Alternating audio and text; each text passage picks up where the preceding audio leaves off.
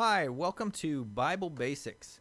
This is a series of short video tutorials designed to give you a greater comfort level with Scripture. You don't have to have really any knowledge coming into this series. We're just going to operate on the assumption that you know nothing and you want to start from scratch.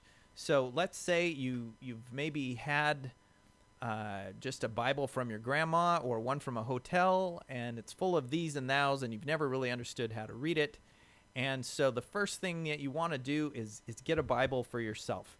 And you go to the bookstore, and you're just met on the shelf by this vast array of choices. And you're going, how do I even know what Bible to get? There are all these different versions out there. What does it mean that there are so many versions? Well, the Bible was written originally in different languages. So the Old Testament was written in ancient Hebrew and Aramaic thousands of years ago. And then the New Testament was written in what's called Koine Greek. It's not classical Greek like Homer and Plato. It's Greek people used for writing their grocery lists, street language Greek.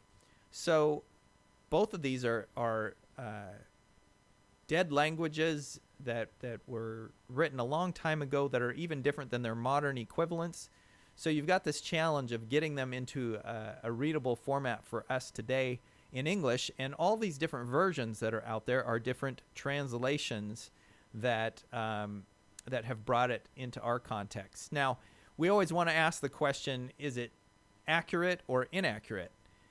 But really, all of these different versions have good scholarship teams behind them. It's just more a matter of what the philosophy is of the translators as far as what the differences are in the different options you can get. So, for example, some translators use a more word-for-word approach to their translation, where they see something in the original language and find the direct equivalent for it in English.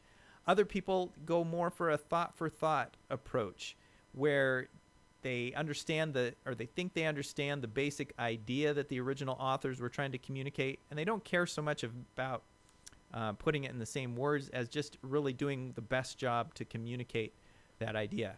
So if I can borrow an idea from somebody else to illustrate this point, let's say that I get invited to go speak in Seoul, Korea. And as you can see, there's been a good turnout there for my speech. But let's say I'm there and I'm speaking through a translator, and I say to the audience, Seoul is the coolest city. Now, a translator has a couple of options there. So let's say the first translator is really going for the word-for-word approach, and they hear what I say about the coolest city, and they translate that to say Seoul is the coldest city. That is maybe the closest word-for-word equivalent they could think of. But let's say there's another translator who hears me and goes, I don't think he's talking about temperature. I think what he really means is that he likes the city of Seoul. That thought is more conveying what I was trying to communicate with the audience, even though it is less word-for-word than the first translation. So usually there needs to be a sense of balance between the two, and a sense of understanding the idioms in the original language, what slang, what transfers across, and what does not. And that takes a great deal of skill and study to make sense of that. So if we were to look at translations as a whole, I think it's safe to say that every translation, whatever kind you're looking at, every one involves judgment calls on the part of the translator, because no two languages have direct equivalent words all the time. And so a word may have subtle nuances in one language that just can't be summed up in a single word in the new language. So if we were to look at a continuum of translations and start from the word for word end, the most word for word you're going to get is what's called an interlinear Bible, where a Bible that has the Greek written or the Hebrew written right above the English underneath as a translation. So let's look at John 3:16 as an example. You see the Greek up above, and here's how the English would read. So for loved God the world, that Son, his only begotten, he gave, that whosoever believeth in him not should perish, but have life everlasting. Pretty direct equivalence there, not exactly readable, fairly wooden in trying to communicate it. Just doesn't flow well in English. Not to mention the fact that the original language doesn't have punctuation, so you're having to make some judgment calls there. But already you can see there are a couple of words there that the translators didn't even bother putting into English, which means they're having to make some decisions right away, even though they are striving for a direct translation in that way. A fairly close to word-for-word equivalent would be the King James Version. Most people are familiar with that. It's our oldest translation around, really, that's popular from the 1600s. And for what they had to work with at the time, it's a very accurate translation. Since then, more archaeology has unearthed more manuscripts that are older, and so ironically, modern translations have a slightly higher degree of accuracy than the King James does. But it was very well done for its time, and as you read through that, you can see that it sounds pretty much like the Greek or the interlinear version, but it's just reworded a bit to make it flow better in English. You still get a little bit of that old English in there with words like believeth, and so the King James has a bit of a barrier just in terms of sounding Elizabethan when you read it, but a very good solid translation in the more word for word category. A middle of the road version would be the New International Version that we use at New Day when we put words up on the screen. Most of the time that's what we use, just because it's a very readable translation, and it's got a good balance between communicating, staying true to the wording, but also breaking from that when necessary to communicate the idea.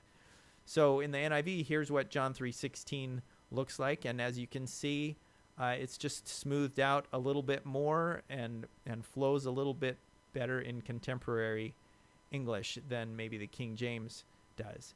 Now, if you get to the other end of the spectrum and you look at the thought for thought category, you're talking more translation like The Message, where Eugene Peterson went more for exactly the thought of the author rather than necessarily sticking to the vocabulary. So when you read John 3:16 there, he says, "This is how much God loved the world. He gave his Son, his one and only Son, and this is why, so that no one need be destroyed. By believing in him, anyone can have a whole and lasting life." Takes a few more liberties with the wording to try to communicate the thought. And so people will ask, what's the best translation? And really, I think it's good to look at a wide variety to understand that there are different approaches and different things to learn from those different approaches. Especially if you've been reading the same version for a long time, it's good to take a look at some of the others just to see what's out there, and something might strike you fresh in a new translation. This is just for your reference. If you wanted to screen capture this and hang on to it, and you're out coming across a Bible translation, you can kind of see where it falls on the spectrum. There's others out there too, but this just gives you an idea, an overview of where different things land in that. Now, if you can only get one Bible for yourself, you can't really afford to go buy a whole big stack. The great thing is that all these translations are available through free resources, either as apps or online. BibleHub.com is an example where you can see all those abbreviations for different translations up at the top, and you can just cross-check as many as you want for free all day long there on sources like that. So take advantage of some of the great resources that are now available that we didn't used to have a few years ago. One other thing I would recommend if you are going to invest in a Bible is to consider buying a study Bible. The NIV has a great one, but there are just some additional helps in that besides just the text itself. You have notes at the bottom explaining some of the more difficult passages. You'll have cross-references that will point you to verses that touch on similar topics. There are maps so you can find your way around what's happening. There's a concordance at the back with key words. So let's say you wanted to find that verse on peace that you couldn't remember where it was. You can look up the word peace in the back and it'll give you the reference so you can track it down, as well as other verses and other words. There's timelines in a study Bible that help you make sense of the chronology of different events. And then there's book background, so you can know who an author was, who the audience was, what was going on, what was the situation, and what are some of the big themes of the books. That's a great help if you are going to be navigating through Scripture on your own, just to have some additional resources besides the bare text itself. But as far as what translation to get, I really like what Rick Warren said. He said the best Bible translation is the one that is translated into your life. Whatever Bible you are going to read and use and internalize, that's the one to get, because it's just important that you get familiar with Scripture, that we all get familiar with Scripture, and whatever is going to invite you into it, that's the one to get. So in our next segment, we'll take a look more at what's actually in the Bible and how to find our way around it.